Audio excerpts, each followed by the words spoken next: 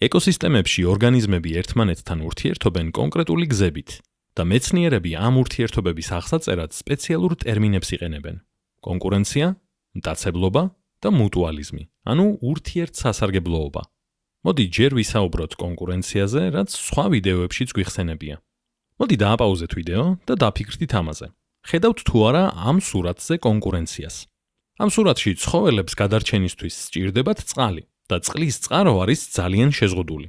ამიტომ კონკურენცია ხდება არა მხოლოდ ერთი პოპულაციის წევრებს შორის, მაგალითად ზებრებს შორის, არამედ სხვადასხვა სახეობის პოპულაციებს შორისაც. ზებრები კონკურენციაში არიან არა მხოლოდ ერთმანეთთან, არამედ ანტილოპებთანაც და კამეჩებთანაც. ასევე შეიძლება გქონდეს კონკურენცია საკვებზე.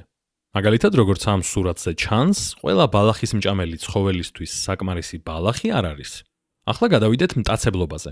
მტაცებლობას ადგილი აქვს მაშინ, როცა ერთი ორგანიზმი ჭამს მეორეს. ხედავთ თუ არა აქ მტაცებლობას. ამ სურათზე თითქოს ცხოველები ერთმანეთს არ დასდევენ და არ კლავენ, მაგრამ შეიძლება კამერის ობიექტივს იქით იყონ მტაცებლები, მაგალითად ლომები. ასევე უნდა გვახსოვდეს, რომ ბალახის ჭამაც შეგვიძლია ერთგვარ მტაცებლობად ჩავთვალოთ, განსაკუთრებით მაშინ, როცა ეს კლავს მცენარეს. მაგრამ მტაცებლობის უფრო აშკარა მაგალითია, როცა ვთქვათ დათვი მდინარიდან იჭერს თევზს. ამ შემთხვევაში დათვი აშკარად ნადირობს და კლავს თევზს, რომ მიიღოს სარგებელი. აქ უნდა აღვნიშნოთ, რომ დათვები ერთმანეთთანაც არიან კონკურენციაში ამ საკვები რესურსისთვის. და ახლა ვისაუბროთ მუტუალიზმზე. მუტუალიზმი, ანუ ურთიერთსასარგებლოობა, ხდება მაშინ, როცა ორი ორგანიზმი ერთმანეთს ეხმარება და ორივე იღებს სარგებელს.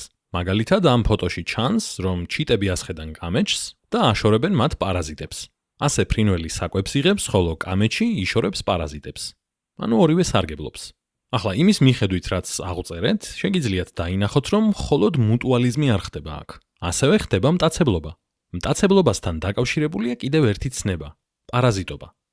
პარაზიტები, მაგალითად ბაღლინჯოები და ტკიპები, კამეჩის სისხლს წოვენ, თუმცა არ კლავენ მას. უბრალოდ ართმევენ რესურსებს. ჩიტები ნადირობენ და ჭამენ პარაზიტებს.